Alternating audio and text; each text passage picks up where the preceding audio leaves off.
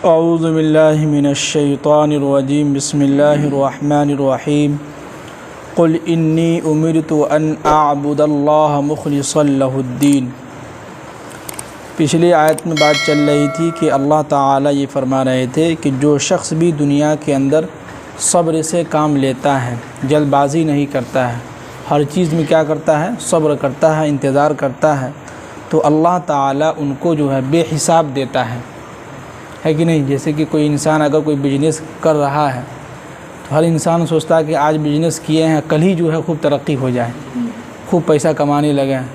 آج جو ہے کام میں لگے ہیں تو ایک مہینے کے اندر جو خوب ترقی ہو جائے۔ ایسا کبھی نہیں ہوتا ہے، ہر کام میں جو ہے صبر سے کام لینا ہوتا ہے، دھیرے دھیرے انسان ترقی کرتا ہے، اور دنیا کے اعتبار سے بھی اور آخرت کے اعتبار سے بھی ہر کام میں کیا کرنا ہوگا؟ صبر کے ساتھ کام کرنا ہوگا۔ جلد بازی کریں گے تو وہ کام الٹا ہو جاتا ہے،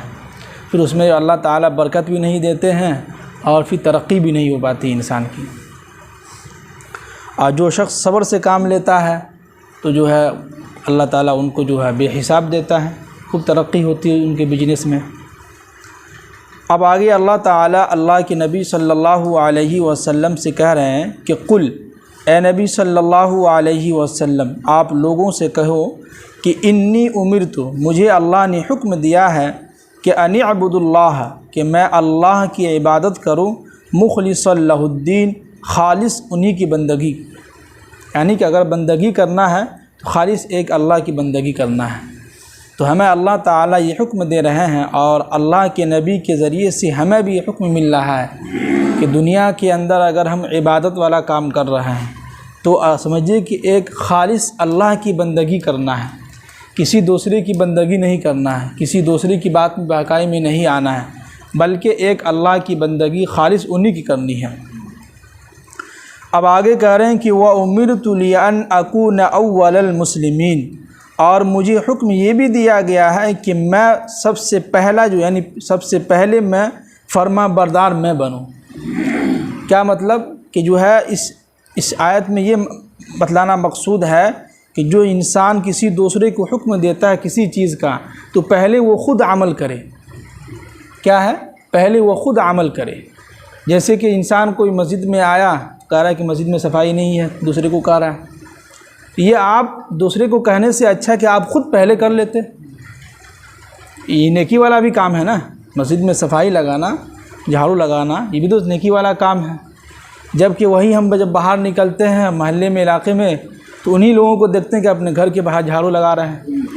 تو وہاں جھاڑو لگانے میں شرمندگی محسوس نہیں ہو رہی ہے، وہاں اپنے آپ کو سمجھتے کہ ارے اپنا گھر ہے۔ لیکن مسجد کے اندر جب کہا جائے، کہنے کی ضرورت کہ ہر انسان دیکھتا ہے گندگی لگا ہوا تو صفائی کر دے، تو یہاں جو ہے شرمندگی محسوس ہوتی ہے۔ اس کا مطلب ہے کہ جو ہے دین کے کام میں ہمارا جو ہے سمجھیے کہ دل نہیں لگ رہا ہے۔ دین کا کام ہے کوئی بھی کرے گا، جس کی ذمہ داری وہ اپنا کرے، یہ ذمہ داری کسی کی بھی نہیں ہوتی ہے۔ کوئی بھی انسان مسجد کے اندر رہتا ہے، آتا ہے، دیکھتا ہے گندگی لگا ہوا ہے، چلو بھائی صفائی کر دیتے ہیں، تو یہ ہے وَأُمِرْتُ لِأَنْ أَكُونَ أَوَّلَ الْمُسْلِمِينَ۔ دین کے کام میں آپ کسی کو نہ کہیں، بلکہ پہلے آپ خود کر کے دکھلائیں، ہے کہ نہیں؟ پہلے ہم خود عمل کر کے دکھلائیں، کسی دوسرے سے نہ کہیں کہ مسجد میں صفائی نہیں ہے تو یہ نہیں ہے تو وہ نہیں ہے۔ اگر نہیں ہے تو آپ خود کر لیجئے، وہاں جھاڑو رکھا ہوا ہے، ادھر جھاڑو رکھا ہوا، اٹھا کے کر دیجئے آپ صفائی۔ اس جگہ تو نماز ہم ہی لوگ نہ پڑھتے ہیں، کوئی فرشتہ تو آ نہیں رہا ہے، کوئی شیطان تو نہیں آ رہا ہے، ہم ہی لوگوں میں سے جو ہر آدمی نماز ادا کر رہا ہے۔ اگر ہم ہی لوگ چاہیں، ہاتھ میں رومال لے کے آتے ہیں ہر آدمی، جیسے وہ رومال ہے، اب چاہیں تو اسی سے جھڑک سکتے ہیں، کوئی بھی کر سکتا ہے۔ اس لیے اللہ کے نبی صلی اللہ علیہ وسلم سے کہا جا رہا ہے آپ لوگوں سے کہیے کہ نیک والا کام میں، نیکی والا کام میں سب سے پہلے میں فرما بردار بنوں اللہ کا۔ تو اس کا مطلب یہ ہے کہ پہلے آپ لوگوں کو یعنی خود پہلے عمل کیجئے، اس کے بعد لوگوں کو حکم دیجئے اس چیز کا۔ جیسے کوئی انسان نماز کے لیے خود نہیں جا رہا ہے لیکن دوسرے کو کہہ رہا ہے تو اثر ہوگا کچھ؟ کہے گا اپنا تو جاتا نہیں ہے، اپنا بیٹھا ہوا ہے میر حسن چوک پہ، ہم کو کہہ رہا ہے نماز کے لیے۔ تو پہلے ہمیں خود عمل کر کے دکھلانا ہوگا، جس طرح اللہ کے نبی صلی اللہ علیہ وسلم پہلے خود عمل کرتے تھے، تب جا کے صحابہ دیکھا دیکھی کرتے تھے، کہنے کی ضرورت بھی نہیں ہوتی تھی۔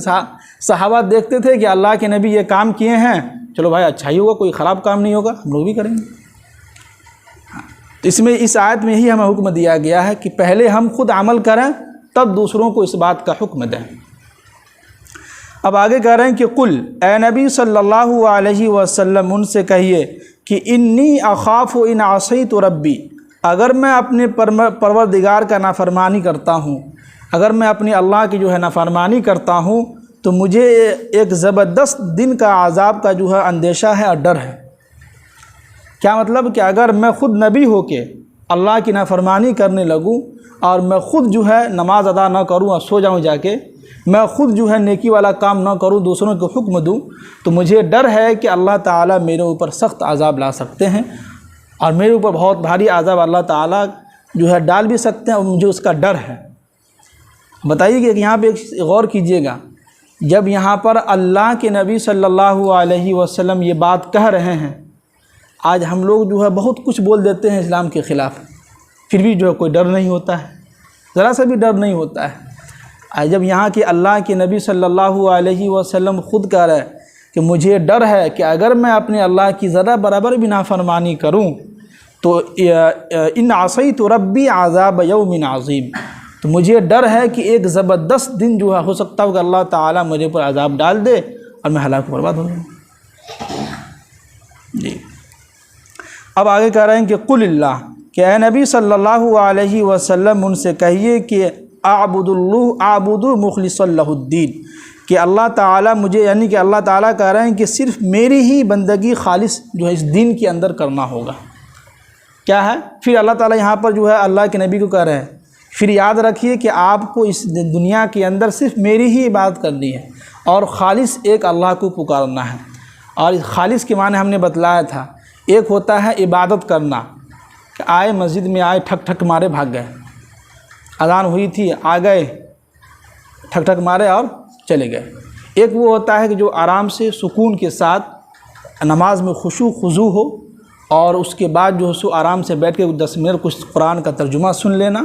یہ کوئی ضروری نہیں ہے کہ ایک بات کر رہے ہیں، لیکن سب سے اہم جو ہے جو خالص جو ہے وہ ہے اللہ کی عبادت میں بالکل سکون اور اطمینان کے ساتھ 2 رکعت نماز ادا کر رہے ہیں تو آرام سے سکون کے ساتھ خشوع اور خضوع کے ساتھ، رکوع میں جائیں تو صحیح طریقے سے جائیں، رکوع سے اٹھیں تو بالکل کمر سیدھی ہونی چاہیے بالکل صحیح طریقے سے، پھر سجدے میں جائیں تو صحیح طریقے سے جائیں، جتنی تسبیح آپ کو پڑھنا اتنا پڑھیے، پھر جو ہے سجدے سے اٹھیں، پھر جو ہے سجدے میں جائیں تو اس بیچ میں جو ہلکا سا وقفہ ہو کچھ دیر رک کے جائیں۔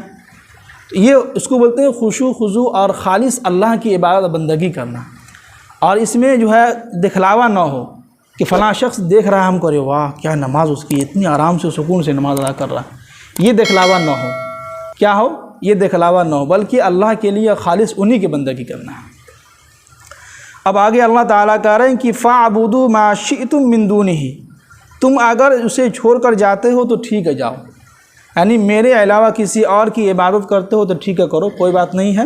لیکن یاد رکھو کہ قُلْ إِنَّ الْخَاسِرِينَ الَّذِينَ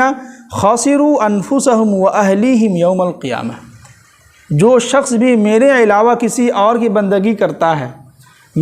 ہم کو چھوڑ کر کسی اور کی جو ہے کسی اور کے سامنے سر جھکاتا ہے، تو وہ یاد رکھے کہ وہ جو ہے بہت ہی گھاٹے کا سودا کر رہا ہے، کہ کل قیامت کے دن وہ اپنے اوپر اور اپنے گھر والوں کے سب کو ہار بیٹھے گا۔ کیا مطلب؟ کہ اگر کوئی شخص دنیا کے اندر جو اللہ کے علاوہ کسی اور کی عبادت کرتا ہے، کفر اختیار کر لیا مان لیجیے، تو کل قیامت کے دن یہ انسان جو ہے اپنے اوپر بھی جو ہے اپنے آپ کو بھی جہنم کے اندر ڈالے گا اور وہ اہلیہم اپنے گھر والوں کو بھی جہنم کے اندر لے جائے گا۔ تو یہ کیا ہو گیا؟ گھاٹے کا سودا ہو گیا۔ کیا ہو گیا؟ نقصان ہو گیا۔ جیسے کہ دنیا کے اندر اگر بزنس میں نقصان ہو جاتا ہے تو انسان کو افسوس ہوتا ہے، اور پھر وہ انسان جو ہے دھیرے دھیرے اس کا نیچے جو ہے سمجھیے کبھی اپ ڈاؤن ہوتے رہتا ہے۔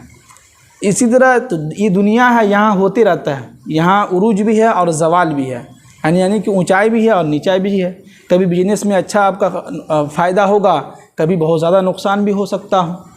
لیکن آخرت میں کیا ہوگا کہ اگر آخرت دنیا کے اندر ہم اللہ کے علاوہ کسی اور کو مان رہے ہیں،